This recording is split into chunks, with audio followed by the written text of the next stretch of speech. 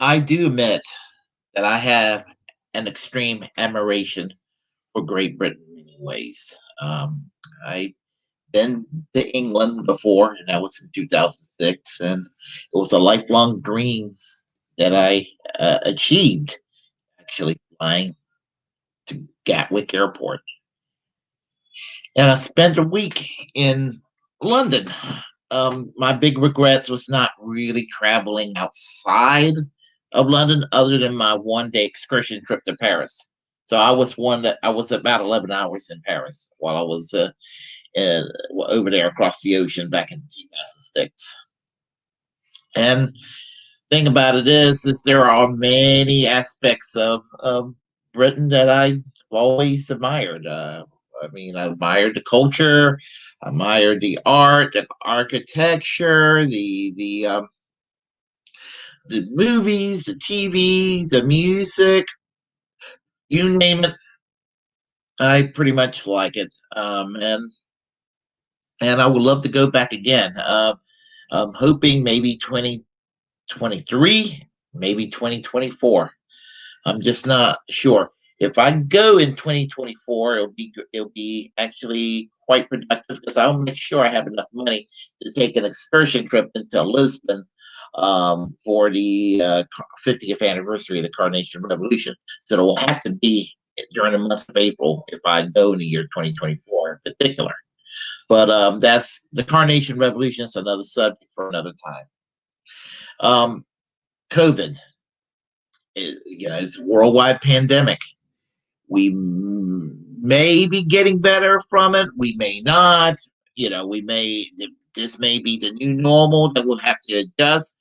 Um, I don't think it's the end of the world. The sky's falling because the vaccines do work, and if people take their vaccines and do the little bit of things that might be considered a minor inconvenience, we can solve this problem. And I'm not exactly all about overreaching and micromanaging people's lives. I just hope that people get the best information they get and use their common sense. But the thing about it is, COVID is real, and it did its damage to a lot of economies around the world.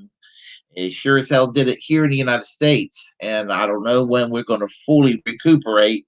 But anyway, and let's hope that we can get through this virus situation, and let's hope maybe in about a year or two that there will be 99% normality return. I try to be optimistic. I mean, if you think about it, you compare the pandemic here to the Spanish, what was it, the Spanish flu in 1918, 1919, early 20s. More people died. And then if you look at the, bubonic plague during the Middle Ages, more people died. I mean, this is a cakewalk compared to what previous generations went through, or you know, centuries ago what they went through, but it's still very unpleasant.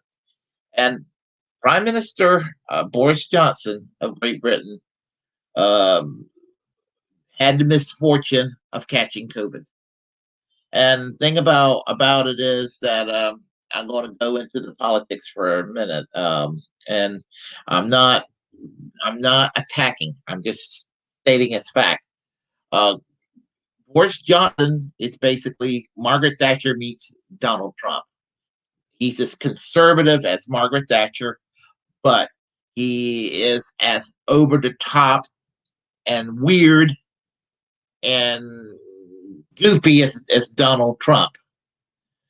Um, a lot of people said that this was Britain's Donald Trump, and I joked years past that I could foresee a scenario where Donald Trump is president and Boris Johnson becomes prime minister. I'm like, oh, what in the world? Too bad it wasn't President Bernie Sanders and Prime Minister Jeremy Corbyn, but hey, you know. But as far right as Boris Johnson is in Britain, got to realize that the Overton window in Britain is still just slightly further left than the United States. Not a whole lot further left. but slightly further left. And what I mean by that is that it's a nonpartisan issue that health care for everybody is a good thing. 1948, Great Britain enacted the National Health Service. We're still debating whether we should have Medicare for all in the United States. In fact, obviously Republicans are against it. But, contrary to what you hear from Fox News and talk radio and Republicans in general, there's a lot of Democrats who are elected.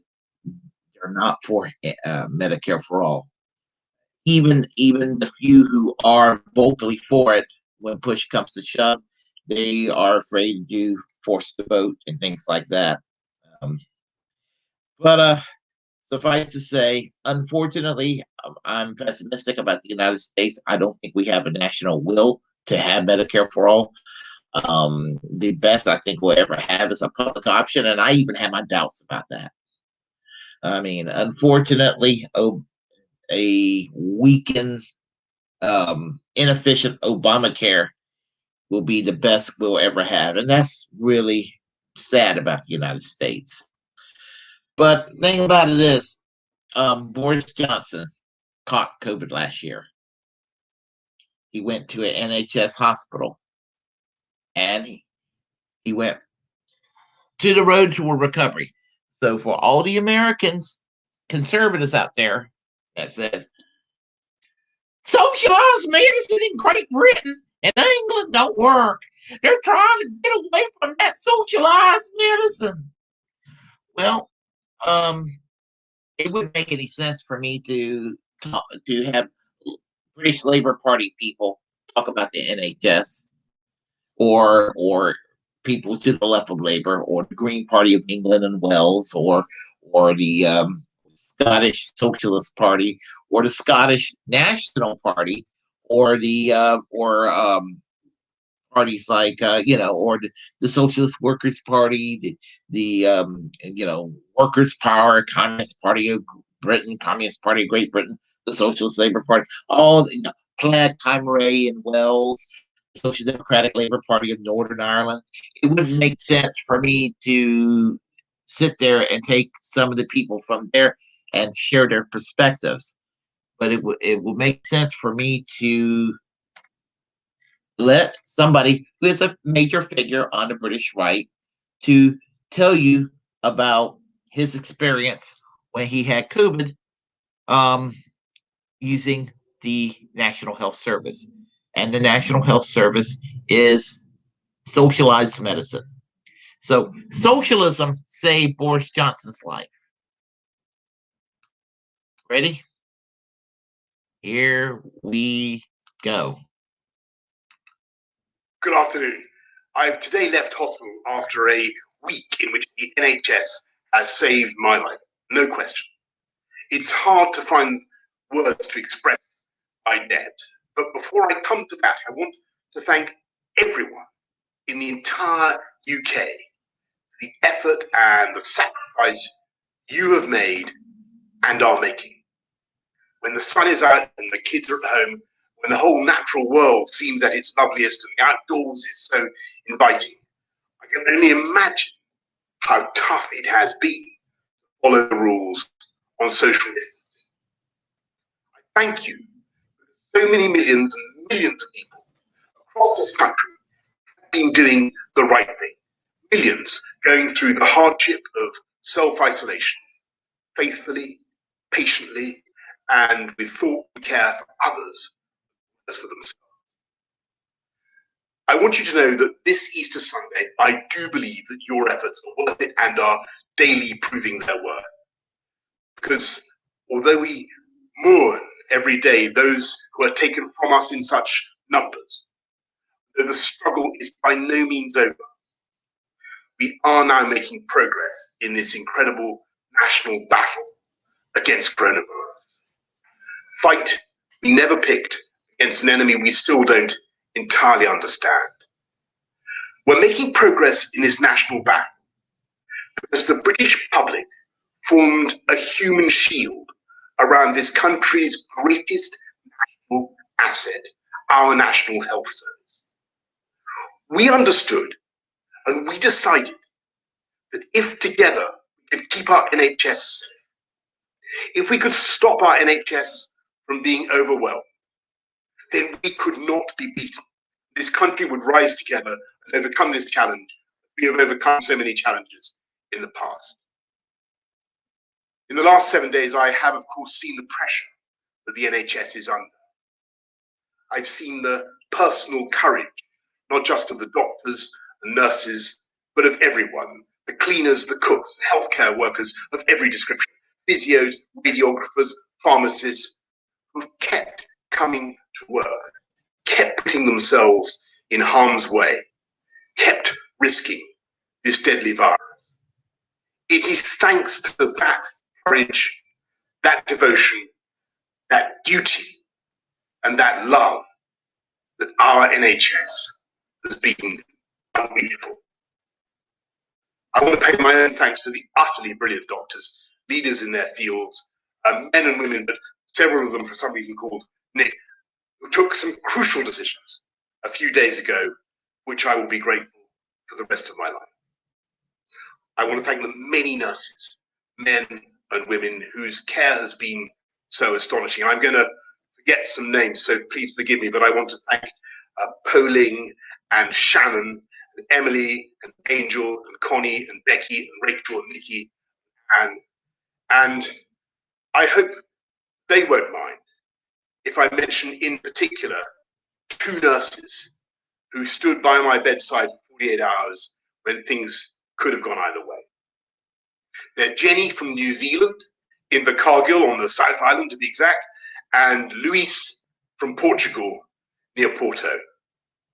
And the reason in the end my body did start to get enough oxygen was because every second of the night they were watching and they were thinking and they were caring and making the interventions I needed.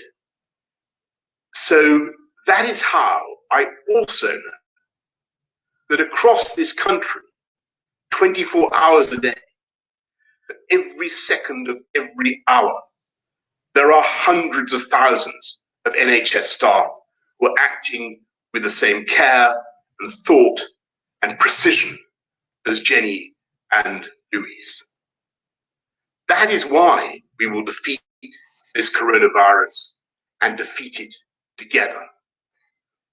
We will win because our NHS is the beating heart of this country. It is the best of this country. It is unconquerable. It is powered by love. So, thank you from me, from all of us, to the NHS. And let's remember, follow the rules on social distancing, stay at home, protect our NHS, and save lives.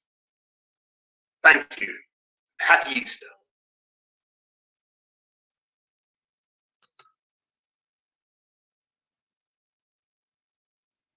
Mm-hmm.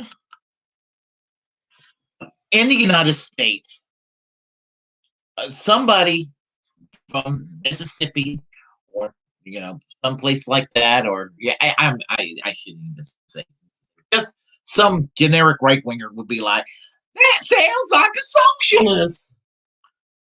Well, Boris Johnson is a conservative. He's not a socialist. He's not a member of the Labour Party. I doubt he subscribed to the Morning Star. I doubt he subscribed to the Guardian. The thing about it is, socialism saved Boris Johnson's life from COVID. In fact, I'm thinking that's what I'm going to retitle this. Socialism saved Boris Johnson's life from COVID. Socialism. I'll tell you one more time. Socialism saved Boris Johnson's life from COVID. It has a nice ring to it. And it's so true. So whenever anybody, and I'm sure most people in my audience are staunch Medicare for All supporters. And thing about it is, whenever you get into debates, with that crazy Fox News watching uncle at Thanksgiving, or that coworker, or whatever person you're interacting with that has some odious views, and they want to say socialized medicine never works. When you sit there and you tell them Boris Johnson, Boris Johnson's life was saved by socialized medicine. And how sad is it, you Americans, you progressives, that are supposed progressives like Joe Biden and Kamala Harris, and Hillary Clinton, and most normie Democrats who are elected, establishment Democrats. How sad is it when all of y'all are to the right of Boris Johnson? Shame on you, Democrats, when the conservatives are to your left, the conservatives of the UK. Shame on all of you. I would rather live under Boris Johnson of Great Britain than to live under Joe Biden. And I'm a fucking socialist saying this. So, anyway, if you like what you heard, press like and comment. Comment if you disagree with what I have to say. Feel free to share the content on this channel. As a First Amendment absolutist, it's my duty to inform you to create your own platform and utilize it. Don't forget to subscribe and hit that notification bell so you get hard-hitting social democratic commentary by yours truly. I am American Social Democracy. Class struggle now.